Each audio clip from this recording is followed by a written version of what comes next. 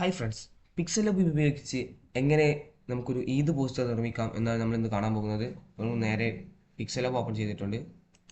ഇവിടെ കാണുന്ന new text നമുക്ക് റിമൂവ് ചെയ്യാം.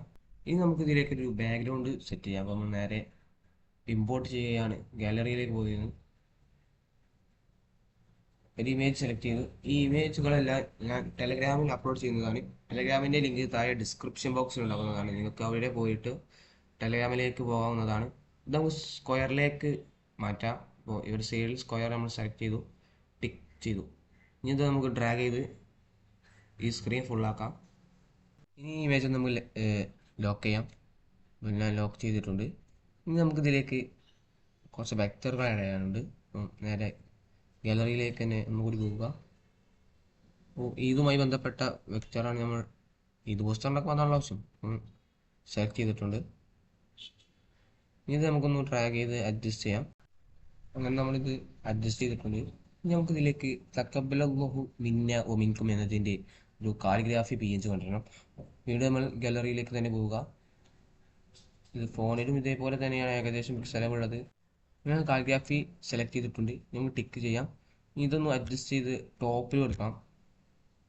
തക്കബലഹു മിന്ന മിൻകും എന്നത് ടോപ്പിൽ അഡ്ജസ്റ്റ്മെൻറ്റ് ചെയ്ത് കൊടുക്കുന്നുണ്ട്. അങ്ങനെ അത് അഡ്ജസ്റ്റ് ചെയ്തിട്ടുണ്ട്.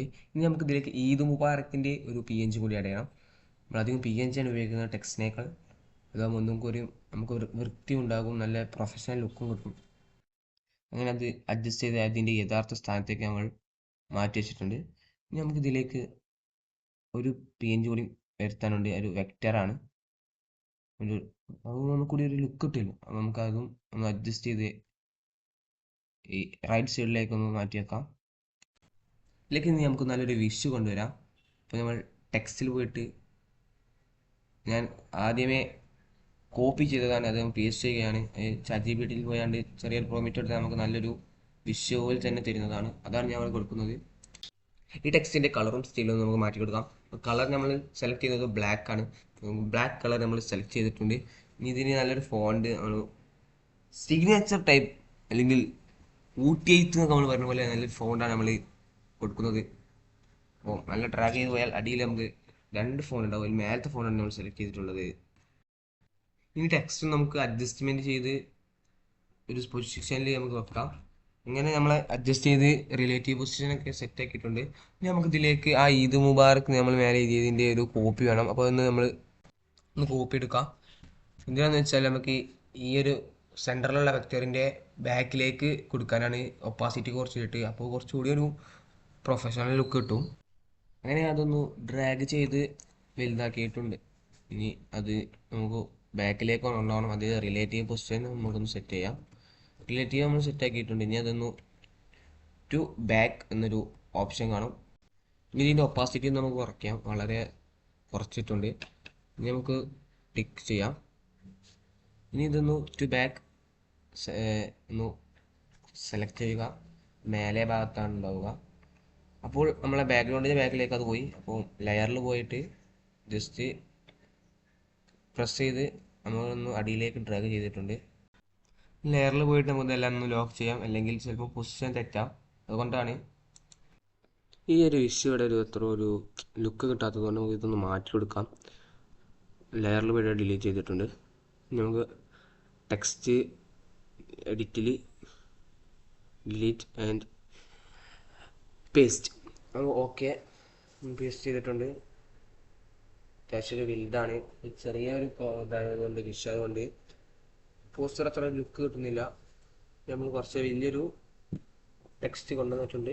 ഇനി ഇത് നമുക്കൊന്ന് കളർ ബ്ലാക്ക് ആൻഡ് സ്റ്റൈലൊക്കെ ഒന്ന് മാറ്റാം.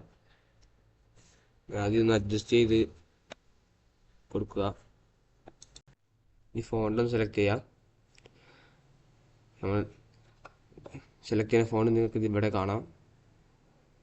നേരത്തെ സെലക്ട് ചെയ്തതല്ല, കുറച്ച് അടിയിലുള്ള ഫോണ്ടാണ്.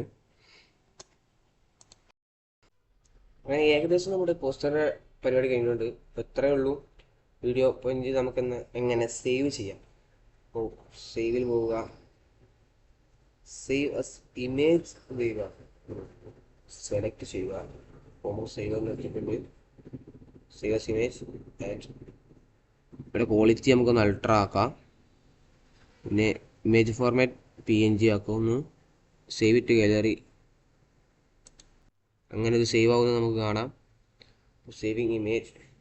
ഇനി നമുക്ക് ഇതിൻ്റെ ഫൈനൽ ലുക്ക് ഒന്ന് നോക്കാം. ഇന്ന് നമ്മൾ എങ്ങനെ ഒരു മനോഹരമായ ഈദ് മുബാറക് പോസ്റ്റർ ഡിസൈൻ ചെയ്യാമെന്ന് പഠിച്ചു. വീഡിയോ ഇഷ്ടമായെങ്കിൽ ലൈക്ക് ചെയ്യൂ, കമൻറ്റ് ചെയ്യൂ, ചാനൽ സബ്സ്ക്രൈബ് ചെയ്യൂ. ഇതുപോലത്തെ കൂടുതൽ പോസ്റ്റർ ഡിസൈൻ ടിപ്സും വീഡിയോ എഡിറ്റിംഗ് ടിപ്സും ലഭിക്കാൻ ഞങ്ങളുടെ എബിലിറ്റി ഡിസൈൻ എന്ന ചാനൽ സബ്സ്ക്രൈബ് ചെയ്യൂ. Thank you.